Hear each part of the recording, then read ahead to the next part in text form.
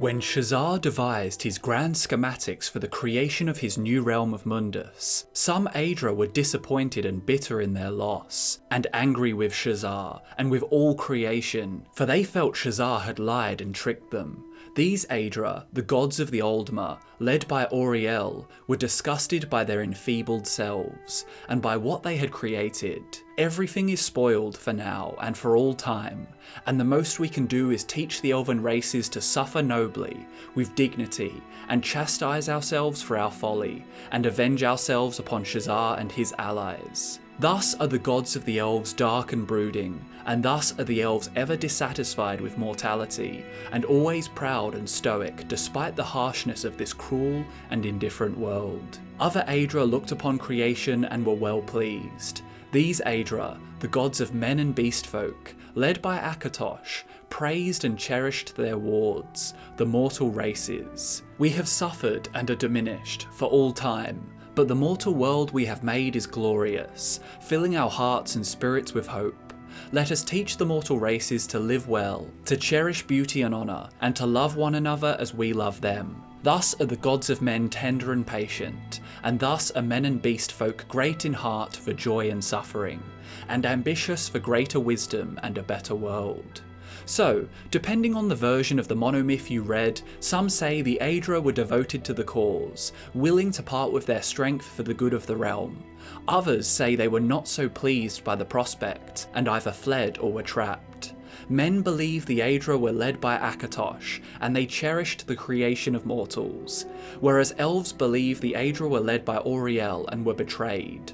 Both Akatosh and Auriel represent the time god, but what if these deities were one and the same? How could it be possible? The god of elves, the physical embodiment of their pessimism and their pride, how could he be the same god as the god of men, who brings them hope and instills in them the optimism sorely needed to face the existential dread innate to mortal existence? Well, like many things in the Elder Scrolls universe, these deities fit a common theme: the dichotomy, two equal opposites, two sides of the same coin. This is not a reality mortals are quick to embrace, for tensions between the races of men and mer are as old as time itself. Hey guys, it's Drew here, and welcome back to Fudge Muppet. In this video we're going to be tackling one of the lesser talked about gods in the Elder Scrolls. In both Skyrim and Oblivion, we explore two provinces inhabited predominantly by men, and their culture and customs reign supreme. We see plenty of the divines, but what about the gods of the elves? Auriel is the most important deity to the High Elves, yet to see his statue, you must brave the perilous frosts of the Forgotten Vale.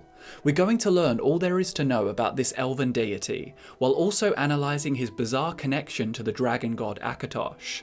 So let's get right into it. Who is Auriel? Auriel's creation, as explained in the monomyth, was one of curiosity and of necessity. Anu, one of the two primordial forces, wished to experience self-reflection. In order to do this, he created Anwiel, the embodiment of his soul and the soul of all things. And then, naturally, for the souls of all things to be differentiated and unique, limitations were needed.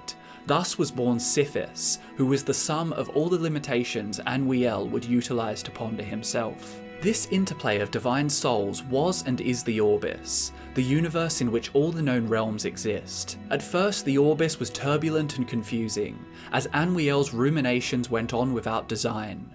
Aspects of the Orbis then asked for a schedule to follow, or procedures whereby they might enjoy themselves a little longer outside of perfect knowledge. So that he might know himself this way too, Anu created Auriel, the soul of his soul.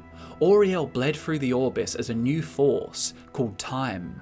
With time, various aspects of the Orbis began to understand their natures and limitations. They took names like Magnus or Mara or Zen. One of these, Lorcan, was more of a limit than a nature, so he could never last long anywhere. The metaphysics of the monomyth, like all creation stories, are esoteric and hard to grasp for mortals like us. But in simple terms, Anu, the god of everything, was bored of being limitless. Like Superman without kryptonite, unlimited power is dull, so Anwiel is the name for his soul and all other souls. These souls, if they are to be individuals, have to differ from one another. But then, in order for these souls to do anything, they realised they needed a concept of time. If you don't have time, you can't do anything. You can't really have verbs without time, because to do something you need a start and an end. You get the idea. Time is what turns the amorphous blob of Anu into an odyssey, a story with a cast of characters, with a beginning, a middle and an end. So we have Auriel, the god of time. As the monomyth states, many of these Anuic souls became the gods we know today, and in a sense, they're all siblings. So when Lorkhan proposed the creation of the mortal realm to the Aedra, he did so with the knowledge that he would be draining the power of all the siblings who trusted him to take part. Lorkhan told Auriel that he would become the king of the new world, and this enticed Auriel into joining the effort. Auriel was one of the Aedra who did not take Lorkhan's deception well. The mortal realm reeked of Sithis and was full of limitation, mortality being the worst of those limitations. The Altmeri rendition of the monomyth claims that the gradual weakening of the Aedra during Mundus' creation is what eventually led to the existence of Men and Mer. As their aspects began to die off, many of the Atada vanished completely. Some escaped, like Magnus, and that is why there are no limitations to magic. Others, like Ifri, transformed themselves into the Elnathay, the Earthbones, so that the whole world might not die. Some had to marry and make children just to last. Each generation was weaker than the last, and soon there were the Aldmer. Darkness caved in. Lorkhan made armies out of the weakest souls and named them men, and they brought Sithis into every quarter. Auriel witnessed the crisis and was incensed. Auriel pleaded with Anu to take them back, but he had already filled their places with something else. But his soul was gentler and granted Auriel his bow and shield, so that he might save the Aldmer from the hordes of men. Auriel's armies waged war with Lorkhan's, before finally Trinomac, Auriel's greatest knight, knocked Lorkhan down in front of his army and reached in with more than hands to take his heart. He was undone. The men dragged Lorkhan's body away and swore blood vengeance on the heirs of Auriel for all time. But when Trinomac and Auriel tried to destroy the heart of Lorkhan, it laughed at them. It said, "This heart is the heart of the world, for one was made to satisfy the other." So Auriel fastened the thing to an arrow and let it fly long into the sea, where no aspect of the new world may ever find it. With Lorkhan vanquished, Auriel established the first societies of the Altmer, Atmora and Old Elnathay. He then ascended to heaven in full observance of his followers, so that they might learn the steps needed to escape the mortal plane. With Auriel's origin story in mind, it's easy to see why the races of men would feel uncomfortable venerating him as their god of time. Auriel's weapons were gifts bestowed upon him to fight the hordes of men, and Auriel was the sworn enemy of Lorkhan, the same god men credit for their existence. In the eyes of men, it is due to Lorkhan, or Shazar, as he is known to the Imperials, that they have the privilege of their finite lives. Hence the rise in popularity of Akatosh as the god of time. Despite sharing the same sphere as Auriel, Akatosh's attitude as detailed at the top of the video is one of appreciation. He embodies the virtues of endurance, invincibility, and everlasting legitimacy. Both Auriel and Akatosh are described as time dragons, or dragon gods, yet depictions of Auriel are usually accompanied by an eagle, not a dragon. By looking at their statues alone, the layman wouldn't notice any similarities between a statue of Auriel and a statue of Akatosh. Undoubtedly, a major factor in the growing distinction between the elven god of time and the human god of time came in the 242nd year of the First Era, when the Elysian Rebellion began. The Aelid Empire prospered in the heartland we know now as Cyrodiil, and much of this prosperity was built on the backs of Nedic slaves. These Nedic humans were subjected to all manner of mistreatment. Slave labour was just the beginning. The Aelids took pleasure in torturing humans, and cruelty became an art form to the oppressive elves. When Saint Alesia and her slave armies rebelled, they were meticulous in utterly destroying their former captors. Alesia had prayed to Akatosh for liberation from the Aelids, and when her prayers were answered, the negative view of men Auriel supposedly held just didn't add up. Alesia made a covenant with Akatosh, guarding the mortal realm from oblivion by creating the Amulet of Kings and forging the Dragon Fires. When the Elysian Empire ruled Cyrodiil, a religion was put in place that combined the familiar Aldmeri pantheon with the Nordic pantheon, and this religion exists to this day as the Eight Divines. An elite sector of the Order devised a plan to rid their religion of Aldmeri taint. This sect was named the Murakati Selective. In their exclusionary mandates, the Selective detail their beliefs. They preach that Akatosh is the supreme spirit. They also claim that Shazar is worthy of veneration, doubly so because of his betrayal at the hands of Trinomac and Auriel. Finally, and most importantly, they claim that Akatosh is taint deaf, meaning he's the key to dispelling the negative affiliation of Auriel. The Selective believe that Auriel's name and actions bring shame to their time god Akatosh, and this Aldmeri taint must be removed. But how could they achieve this if Akatosh is Auriel, and Auriel is Akatosh? Well, they aim to do so with a dragon break, or a sacred expungement as they call it. If you're unfamiliar with dragon breaks, we have a video on the channel that tackles all the confusing details. But simply put, the Murakati Selective plotted to break time, making it non-linear temporarily. During this time, multiple resolutions to the same problem could simultaneously occur and all be canon. The Selective, and the entirety of the Elysian Order to an extent, harboured so much animosity towards all things Elven that they could not tolerate the notion of Aldmeri influence on their beloved Akatosh. When their initial rituals failed, the sect's secret masters channeled the Orbis itself to mythically remove these aspects from the dragon god. A tower appeared before them. The secret masters danced upon it until it writhed and trembled and spoke its protonymic, its true name. The tower then split into 8 pieces and time broke, becoming non-linear.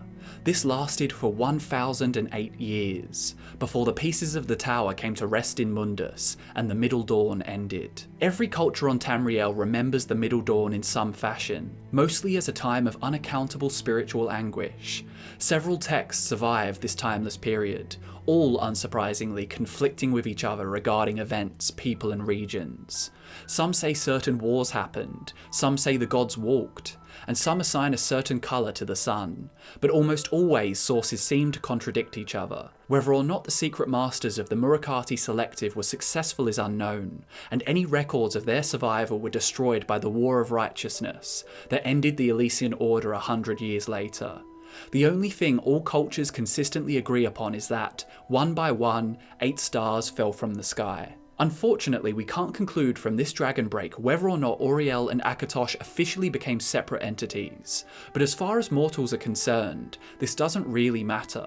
What does matter is that Akatosh and Auriel are perceived so differently by the cultures of Tamriel. To men and beasts, this god will always be Akatosh. He'll always have the same teachings and appearance as Akatosh. To them, he is a dragon and a supporter of Shazar. And to the elves, Auriel will always be the eagle god who showed them how to escape the trap that is the mortal realm. And he'll always hate Lorkhan for his treachery. Some mortals are even aware of these contradictions, as the book The Alduin-Akatosh Dichotomy claims. It says, if you ask the High Elves themselves, as I did when I travelled to Somerset Isle to continue my research, the majority will concede that Auriel is but Akatosh with a different name, coloured by their own cultural beliefs. And as a result, worshipping the time god will always be subjective, depending on the worshipper. In our complete guide to the gods, Scott brought up the idea that the gods have a kind of multi-personality disorder, as it is well documented that the same gods appear to mortals in the form that particular group of mortals perceives them. For example, the time god is Auriel to the High Elves, Akatosh to the Imperials and Nords, but neither of those to the Redguards. To the Redguards, the time god is named Ruptga, or Tall Papa. Does this mean then that the power and influence of a god correlates to how widespread their worship is in Mundus? If so, you might think that Akatosh is the most powerful god, and the most powerful form of the time god. But in Somerset, the Ultima would beg to differ. And what about now in modern day Tamriel? We see through the White Gold Concordat that the Aldmeri Dominion are not afraid to regulate religious freedom. Talos worship has been abolished, for he is a god of men, and he is not well loved by the elves. But what if the Empire falls completely? What if the High Elves lay claim to the entirety of Tamriel? It is certainly plausible that Akatosh worship could be outlawed, in favour of their preferred form of the same deity, Auriel. If the political trajectory of the Fourth Era continues in favour of the High Elves, the whole continent could soon be recognising their pantheon as the only legitimate one.